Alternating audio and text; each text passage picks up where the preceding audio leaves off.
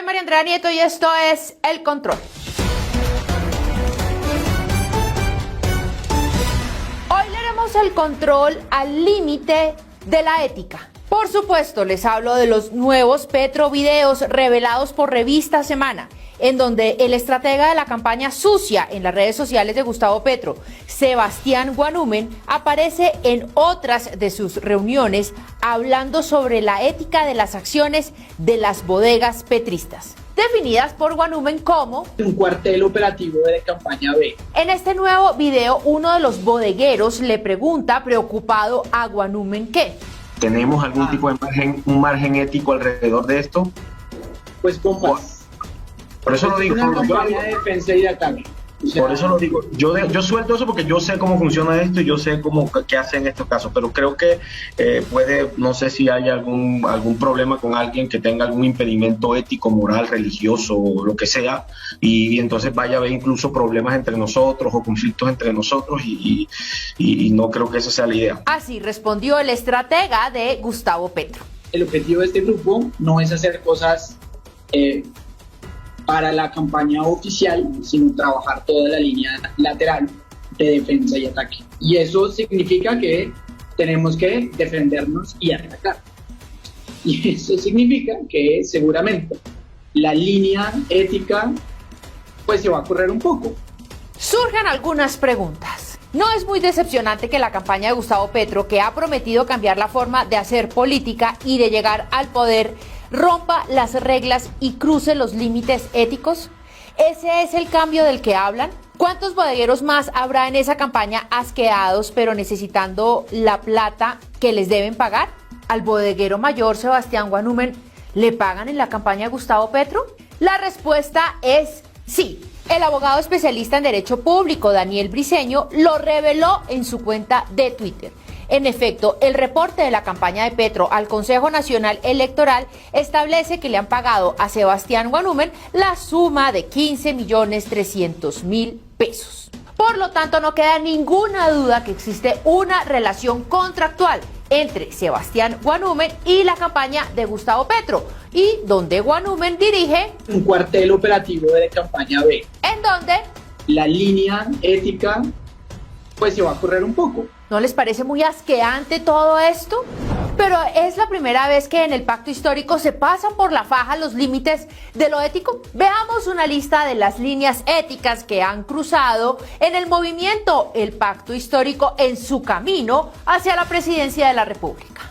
El propio Gustavo Petro empezó a hacer campaña en plaza pública el pasado 10 de septiembre del año anterior, violando el calendario electoral. Y al ser preguntado que si eso era una violación al calendario electoral, el candidato Petro dijo que no, que eso eran unas reuniones en donde él no le estaba diciendo a nadie que quería ser presidente de la República y que por eso las podía hacer.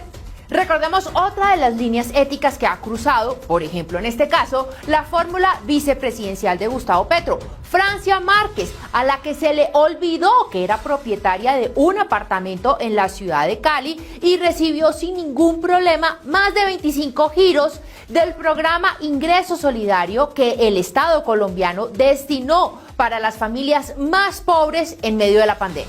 Pero al ser preguntada, ella dijo que no, que era que el Estado nunca le había dado ninguna casa y por lo tanto ella tenía todo el derecho a hacer el cobro de esa deuda ancestral.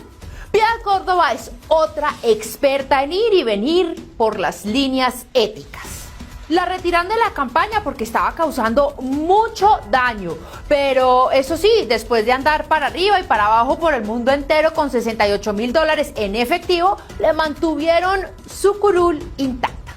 ¿Decir mentiras es faltar a la ética? Por ejemplo, decir, yo soy el cambio, la renovación en la política, pero cuando uno dice, bueno, muéstreme el cambio aparece.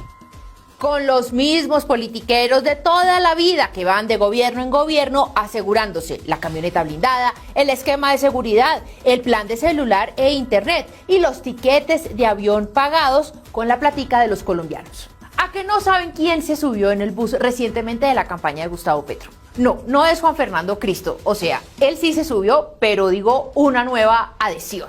La senadora Angélica Lozano en representación del feudo López Lozano. las lideresas de la consulta anticorrupción.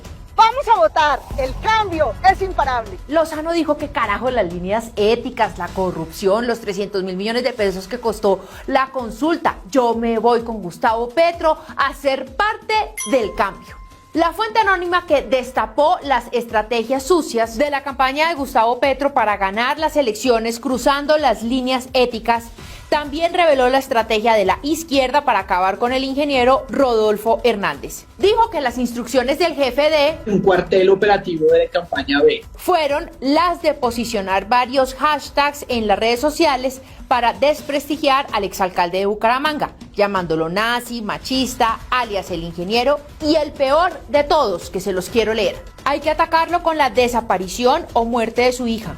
Movamos la emoción de la gente, digamos que está viva, que Rodolfico la tenía secuestrada para ganar votos. Necesitamos estar más activos en las redes. Recuerden que una mentira dicha 1000 veces se convierte en verdad. El ataque que ha sufrido el ingeniero con el secuestro y el asesinato de su hija en efecto sucedió y todos fuimos testigos de eso a través de las pantallas de nuestros celulares. Vimos cómo prestigiosos periodistas del establecimiento y hasta el propio Gustavo Petro cruzaron las líneas éticas para meterse en una tragedia familiar sin ningún escrúpulo. Si cruzan todas las líneas éticas para llegar a la presidencia de la República, ¿cómo será cuando lleguen? Porque al menos sí es claro que el grupo del cambio estuvo dispuesto a cruzar las líneas éticas y cambiar los resultados en las urnas cuando ganó el no en el plebiscito y lo convirtieron en un sí.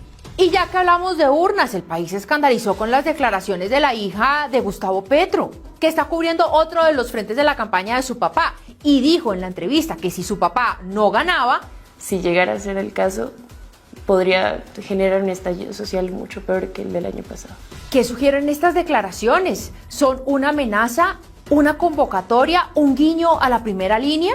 Entonces Petro ahí sí dijo, con mi hija no se mete nadie, no crucen las líneas éticas, y puso esto en su cuenta de Twitter. El uribismo mental confunde y quiere confundir con palabras no dichas a la opinión pública. Si no hay cambios en Colombia, habrá estallidos por no resolver la injusticia social y la pobreza, que no significa que en el día de elecciones habrá un estallido. Colombia está muerta del susto de que el candidato Gustavo Petro no reconozca los resultados en las urnas y termine llamando a los cuarteles de campaña tipo E, tipo L, tipo N y salgan a las calles a tomarse el poder por la fuerza. Pues Petro, ante el temor que tienen los colombianos y que debe estar enterado de eso, dijo en su cuenta de Twitter que nosotros garantizamos de nuestra parte la más absoluta tranquilidad.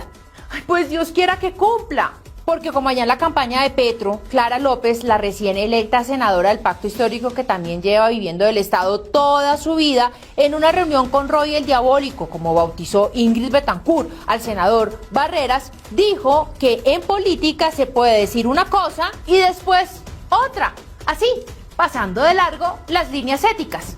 Es que uno puede decir no y después decir cambia de opinión. La obligación de los colombianos para salir a votar y defender la democracia y las libertades es hoy más que nunca un deber con la patria. Y lo digo para que no nos vaya a pasar lo del pasaje bíblico tan recordado en las últimas horas en las redes sociales, cuando Poncio Pilatos se lavó las manos, o sea, votó en blanco. La gente eligió a Barrabás y crucificaron a Jesús.